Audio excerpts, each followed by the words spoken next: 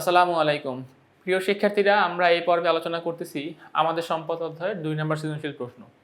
তো দেখো, তোমরা এখানে উদ্দীপক দেখে বুঝতে পারতেছো যে এ হচ্ছে সিএনজি গ্যাস, আর বি হচ্ছে বিদ্যুৎ উৎপাদন এর যে খুঁটি সেই খুঁটি, আর সি হচ্ছে কয়লা উত্তোলন করার যে প্রসেস থাকে মাটির নিচ থেকে সেই প্রসেস। তার মানে এ হচ্ছে প্রাকৃতিক গ্যাস, বি হচ্ছে বিদ্যুৎ উৎপাদন এবং সি হচ্ছে কয়লা উত্তোলনের যে চিত্র সেই চিত্র। আচ্ছা, এবারে আসো আমরা ধারাবাহিকভাবে প্রশ্নগুলোর উত্তর দেওয়ার চেষ্টা করি। আমাদের ক নম্বর কোশ্চেন, পেট্রোলিয়াম কি?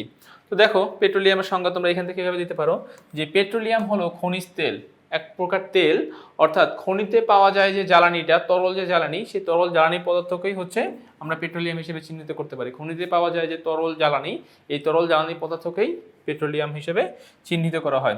খ নম্বর প্রশ্ন, জীবাশ্ম জ্বালানি বলতে, আমরা আগে প্রশ্নটা একটু পড়ে নেই, দেন আমরা এটার অ্যান্সার দেখব। প্রশ্ন হচ্ছে, জীবাশ্ম জ্বালানি বলতে কি বোঝায়? জীবাশ্ম জ্বালানি সেটা বলতে কি বোঝায়? তো দেখো, এই জীবাশ্ম জ্বালানির যেই প্রসেস বলে, যেটাকে বলবো আমরা জীবাশ্ম জ্বালানি বলতে কয়লা, প্রাকৃতিক গ্যাস এবং পেট্রোলিয়াম, তিনটা নাম মেনশন করেছে, কয়লা, প্রাকৃতিক গ্যাস এবং পেট্রোলিয়াম। তাহলে এই তিনটা যে পদার্থ আছে সেই তিনটা জ্বালানিকে বোঝায়। তো লক্ষ লক্ষ বছর আগে মরে যাওয়া গাছপালা এবং প্রাণীর মৃতদেহ মাটির নিচে চাপা পড়ে, অর্থাৎ অনেক বছর আগে, মানুষ তো জন্ম হলে মৃত্যু হবে এই কথা তো সত্য, তো এই লক্ষ লক্ষ বছর আগের প্রাণী, উদ্ভিদ, মানুষ সহ যারা মারা গিয়েছে, এটা মাটির নিচে চাপা পড়ে। আচ্ছা, এবং একটা সময় মাটির চাপে পচা ও দেহাবশেষ ঘনীভূত হয় এবং প্রচণ্ড চাপে তা বিদ্যমান জৈব পদার্থ জীবাশ্ম জ্বালানিতে পরিণত হয়। অর্থাৎ মাটির নিচে একটা প্রেসার আছে, সেই মাটির নিচের প্রেসার, তাপমাত্রা সহ আরও পারিপার্শ্বিক অবস্থা মিলিয়ে ওই যে ফসিলগুলো, উদ্ভিদেরও ফসিল হতে পারে, প্রাণীরও ফসিল হতে পারে, এই ফসিলগুলো একটা সময় গিয়ে জীবাশ্ম জ্বালানিতে পরিণত হয়, জীবাশ্ম জ্বালানিতে পরিণত হয়। তো তাই আমরা বলতে পারি যে জীবাশ্ম জ্বালানি বলতে মূলত মাটির নিচ থেকে প্রাপ্ত যে জ্বালানিটা আমরা পাই সেই জ্বালানিকে বোঝায়। গ নাম্বার প্রশ্ন দেখো কি বলতেছে, যে এ চিত্রের জ্বালানিটি খনি থেকে তুলে কিভাবে ব্যবহার উপযোগী করা হয় ব্যাখ্যা করো। অর্থাৎ আমরা গ্যাস খনি থেকে তুলে কিভাবে সেটাকে ব্যবহারের উপযোগী করে তুলি। বাংলাদেশে কিন্তু প্রচুর প্রাকৃতিক গ্যাস বা খনিজ গ্যাস রয়েছে, অর্থাৎ এই যে আমরা যে সিএনজি গ্যাসের কথা বললাম, এটা কিন্তু বাংলাদেশে প্রচুর পরিমাণে পাওয়া যায়। এটা আমাদের মূল উৎস, এনার্জির অন্যতম একটা মূল উৎস হচ্ছে প্রাকৃতিক গ্যাস। তো এবারে আমরা এখন এই পয়েন্টটা নিয়ে একটু কথা বলবো, যে এই পয়েন্টের গ্যাসগুলো আসলে কিভাবে কাজ করে, এগুলো নিয়ে আমরা একটু কথা বলবো। তো দেখো কি বলতেছে, যে এ চিত্রের জ্বালানিটি হলো সিএনজি, যা মূলত প্রাকৃতিক গ্যাস। নিম্নে এবার আমরা এই খনি থেকে এটা উত্তোলন করার যে প্রসেস, সেই প্রসেস সম্পর্কে জানবো বা জানার চেষ্টা করব। আচ্ছা, তো বলতেছে প্রাকৃতিক গ্যাসের প্রক্রিয়াকরণ একটি জটিল শিল্প প্রক্রিয়া, এটা একটা শিল্প প্রক্রিয়ার মাধ্যমে তৈরি হয়। তো এখন যেটি কয়েকটি ধাপে সম্পন্ন হয়। তো প্রথম কথা হচ্ছে, এটা হচ্ছে 1 নম্বর পয়েন্ট, কি বলতেছে, যে যেখানে গ্যাস কূপ পাওয়া যায় সেখানে এর প্রক্রিয়াকরণ করা হয়। অর্থাৎ যেই জায়গাতে তোমার খনিটার সন্ধান পাবা, তুমি ফার্স্টে ওই জায়গাতেই আমরা আমাদের কাজটা শুরু করব। তো এই প্রক্রিয়াকরণটা অনেকাংশে নির্ভর করতেছে কার উপরে? গ্যাসের গঠন, অর্থাৎ এতে বিদ্যমান অন্যান্য পদার্থের উপর। আমরা যে খনি থেকে গ্যাস উত্তোলন করব, এটা অন্যান্য পদার্থের উপরও নির্ভর করতেছে। আচ্ছা, সাধারণত গ্যাস কূপে, মানে গ্যাসের যেই জায়গাটা যেখানে গ্যাস পাওয়া যায়, গ্যাস কূপের মধ্যে তেল একসাথে থাকে, মানে গ্যাস কূপের মধ্যে গ্যাস ও তেল একসাথে থাকে। তাই প্রথমেই তেলকে আলাদা করা হয়, তাই প্রথমেই আমরা এটা থেকে কি করি, তেলকে আলাদা করি। এরপর প্রাকৃতিক গ্যাসে থাকা পানি দূর করার জন্য নিরোধকের মধ্যে দিয়ে চালনা করা হয়। তাহলে আমরা এই স্টেপগুলো একটু বুঝি। ফার্স্টে কি করি, আমরা যেখানে গ্যাস পাওয়া যায় সেখানে আমরা একটা সেট আপ তৈরি করি গ্যাস উত্তোলন করার জন্য। এটা এমন না যে আমরা গ্যাস এখানে পেয়েছি, সেট আপটা দূরে করবো, এমনটা না। যেখানে গ্যাস পাওয়া যায় সেখানে সেট আপটা করা হয়। এরপরের যেই কাজটা, যে গ্যাসের সেট আপটা কেমন হবে, এটা ডিপেন্ড করতেছে তোমার ইসের উপরে, তোমার গ্যাসের যে গঠন, ভিতরের কি কি উপাদান আছে তার উপরে সেকেন্ড পার্টটা ডিপেন্ড করতেছে। 3 নম্বর পার্টে তেল এবং গ্যাস একত্রিত হয়ে থাকে, আমরা তেল এবং গ্যাসকে কি করে সম্পূর্ণরূপে আলাদা করে ফেলি। 3 নম্বর পয়েন্টে আমরা আলাদা করে ফেলি। এই যে হচ্ছে আমাদের 4 নাম্বার পয়েন্ট। দেখো 4 নাম্বার পয়েন্টে কি বলছে, এরপর প্রাকৃতিক গ্যাসে থাকা পানি দূর করার জন্য নিরোধকের মধ্যে দিয়ে চালনা করা হয়। নিরোধককে সালফিউরিক অ্যাসিড, এখানে এই যে নিরোধকের কথা বলেছে, এই নিরোধক বলতে বোঝানো হচ্ছে সালফিউরিক অ্যাসিডের মধ্যে দিয়ে আমরা এটাকে চালনা করতে পারি। সালফিউরিক অ্যাসিড H2SO4 এর মধ্যে দিয়ে আমরা এটাকে চালনা করি।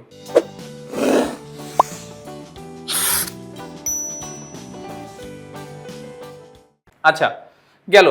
এরপর বলছে অতঃপর গ্যাসে থাকা যে দূষক যেগুলো আছে হাইড্রোজেন সালফাইড, কার্বন ডাইঅক্সাইড, এগুলো পৃথক করা হয়। তাহলে আমরা স্টেপ বাই স্টেপ কিন্তু পৃথক করতেছি। ফার্স্টে তেল এবং গ্যাসকে পৃথক করতেছি, এরপরে গ্যাসের সাথে যে পানি মিশ্রিত হয়ে থাকে সেই পানিকে আমরা সম্পূর্ণ প্রসেসটাকে নিরোধকের মধ্যে দিয়ে চালনা করি, নিরোধক পদার্থ পানিটাকে শোষণ করে নেয়, তার মানে গ্যাস এবং পানি আলাদা হয়ে গেল।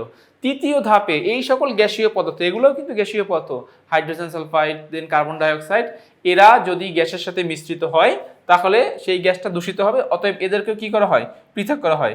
এরপর প্রাপ্ত গ্যাসের মিশ্রণ থেকে নাইট্রোজেনকে আলাদা করা হয়, তার মানে আমরা শুরুতে এদেরকে আলাদা করছি, হাইড্রোজেন সালফাইড এবং কার্বন ডাইঅক্সাইডকে আলাদা করতেছি, এরপরে আমরা আলাদা করি কাকে, এরপরে আমরা আলাদা করি নাইট্রোজেন গ্যাসকে।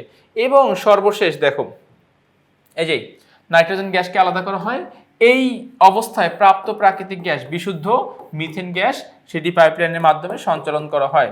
তো আমরা ওভারঅল 5 থেকে 6টা প্রসেস এখান থেকে শিখলাম।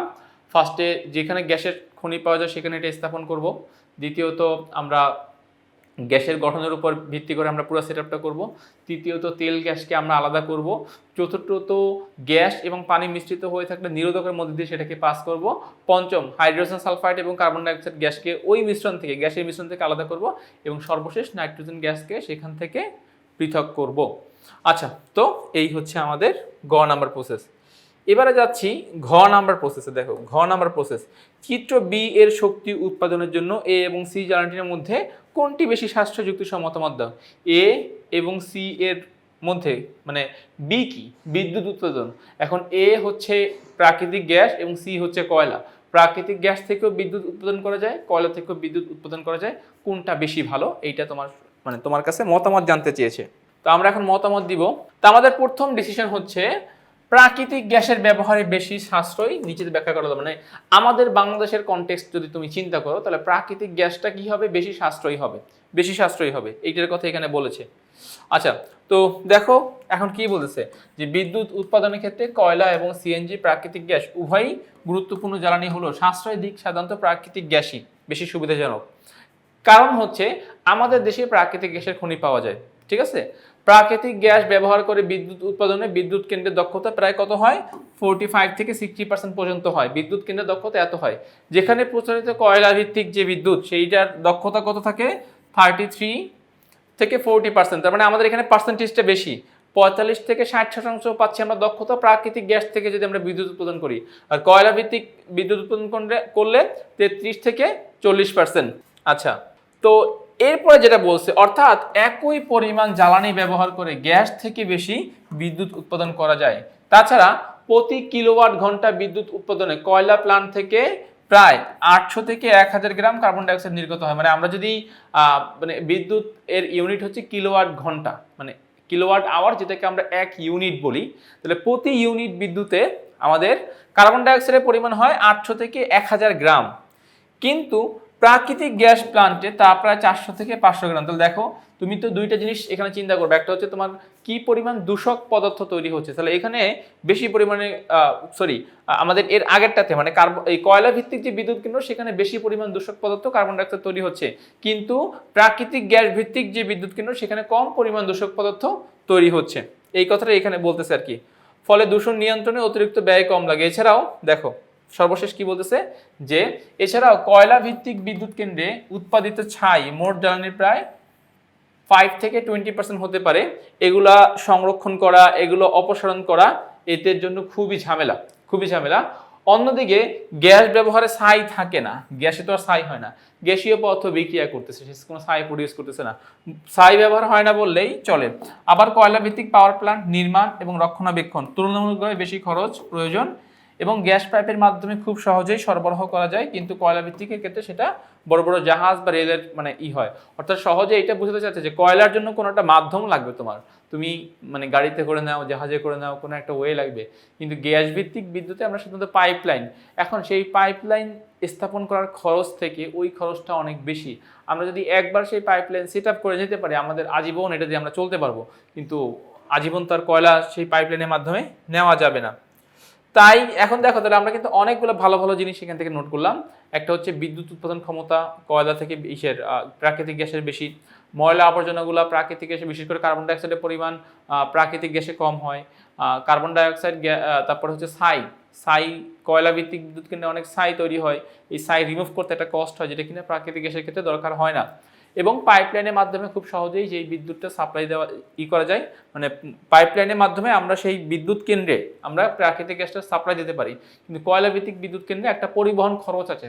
সো বাংলাদেশের প্রেক্ষাপটে চিন্তা করলে আমাদের কয়লা ভিত্তিক বিদ্যুৎ থেকে আমাদের প্রাকৃতিক গ্যাস ভিত্তিক বিদ্যুৎটা বেশি সাশ্রয়ী এবং আমরা সেখান থেকে কম পরিমাণ হ্যাজার্ডাস পদার্থ উৎপন্ন হয়।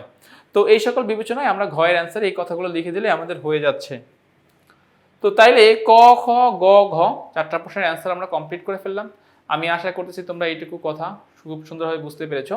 তো আজ এ পর্যন্তই, নতুন পর্বে তোমাদের সাথে আবার দেখা হবে।